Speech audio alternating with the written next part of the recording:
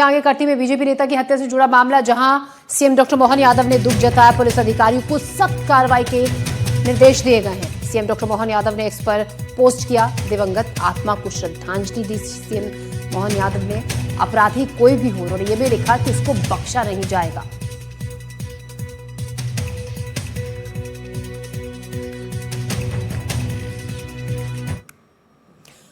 BJP नेता की हत्या से जुड़ा बड़ा अपडेट भी आपको दे दें। नीलेश रजक की हत्या के दोनों आरोपियों को गिरफ्तार कर लिया गया है। अकरम खान और प्रिंस जोसेफ, दोनों की गिरफ्तारी हो गई है। कजरवाड़ा में आरोपियों के साथ हुई पुलिस मुठभेड़ में दोनों आरोपी गंभीर रूप से घायल हुए हैं। दोनों आरोपियों को जबलपुर रेफर कर दिया गया है। कल कैमूर में हुए हत्याकांड के दोनों आरोपियों को पुलिस ने कजरवाड़ा के पास गिरफ्तार किया गया है, और जिसमें गिरफ्तारी के दौरान दोनों आरोपियों के द्वारा फायरिंग की गई, जिसमें जवाबी फायरिंग में पुलिस के द्वारा भी फायरिंग की गई है, जिसमें 4 राउंड फायर किए गए हैं और दोनों आरोपी गंभीर रूप से घायल हैं, जो कि जबलपुर में रेफर किया गया है और जबलपुर में भर्ती है।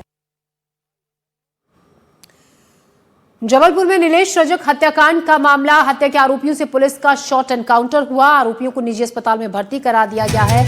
नीलेश के परिजनों ने इसको लेकर प्रदर्शन किया। नीलेश का पोस्टमार्टम कराने से उन्होंने इनकार कर दिया। विधायक संजय पाठक ने परिजनों को समझाया, समझाने के बाद ही पोस्टमार्टम की इजाजत दी।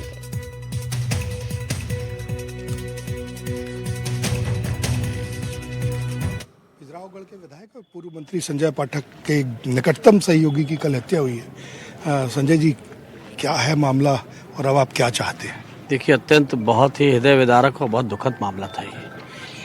एक स्कूली छात्रा को छेड़खानी रोकने को लेकर मारपीट हुई। मारपीट में काउंटर केस दर्ज हुआ। काउंटर केस दर्ज होने के बाद उसने ओपनली बोला था, अकरम नाम का जो लड़का था, कि मैं तेरे को बीच चौराहे में गोली मारूंगा। अगर समय रहते उसके ऊपर तत्काल कार्रवाई हो गई होती और उसको थोक पीट के अंदर ढंग से कर दिया जाता, NSA लगा के जेल में डाल दिया जाता, तो आज शायद ये नीलू रजक की हत्या नहीं होती। एक बड़ा अच्छा समाज सेवी और जीव सेवी, मानव सेवी व्यक्तित्व का धनी था नीलू रजक। कहीं अगर गाय बकरी जानवर भी एक्सीडेंट हो जाता था तो सबसे पहले दौड़ को उठाने वालों में से था ये लड़का। कभी भी कुछ भी होता था, सबके हर सामाजिक या धार्मिक कामों में आगे बढ़ चढ़ के हिस्से लेता था। कभी इसका ऐसा विवाद नहीं था कि कोई गुंडागर्दी मारपीट का कोई इतिहास रहा हो। बहुत अच्छा लड़का था ये, लेकिन इसको सिर्फ इसलिए मार दिया गया क्योंकि इसने छेड़खानी से उन लोगों को रोका था और सब लड़कियों के सामने, पेरेंट्स के सामने उसको डांट मार के भगाया था वहाँ से। तो ओपनली इसको बोल के मारा गया। जैसे ही मेरे को पता चला, उस समय मैं बिहार पटना में था, मैं तत्काल कटनी आया, कैमूर पहुंचा हूं, और वहां यहाँ पे आने के बाद मैंने प्रशासन से आग्रह किया कि आप इसको किसी भी कीमत में 24 घंटे के अंदर पकड़ें। मैंने माननीय मुख्यमंत्री डॉक्टर मोहन यादव जी से भी आग्रह किया फ़ोन लगा के कि इसके ऊपर सख्त कार्रवाई होनी चाहिए और ऐसे अपराधियों को जेल के अंदर होना चाहिए तत्काल प्रभाव से। मुख्यमंत्री जी ने बोला कि बिल्कुल कार्रवाई हो रही है, और उन्हें माननीय मुख्यमंत्री जी ने पूरे स्पष्ट निर्देश दिए अधिकारियों को। अधिकारियों ने इसमें अच्छी भूमिका निभाई, पुलिस के प्रशासन ने, और रात भर में उसको ढूंढ निकाला।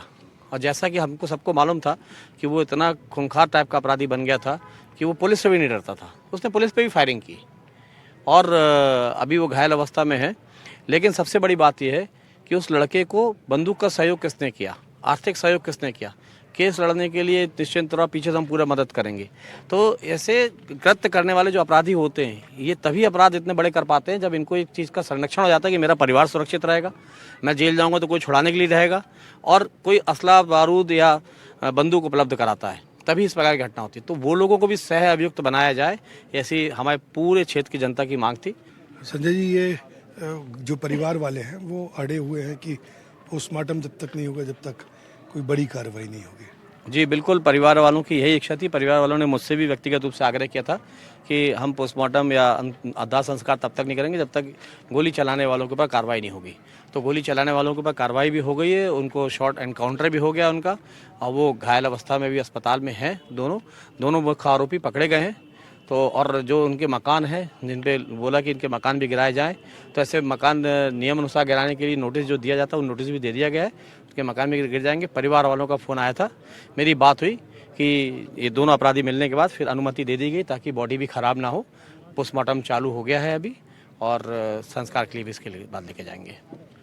विधायक संजय पाठक के समझाने के बाद पोस्टमार्टम अब हो रहा है और अब जल्दी ही दाह संस्कार किया जाएगा। किसी भी अपराधी को छोड़ा नहीं जाएगा, ये आश्वासन परिवारजनों को विधायक संजय पाठक ने दिया है। वीरेंद्र शर्मा के साथ संजीव चौधरी, NDTV के लिए।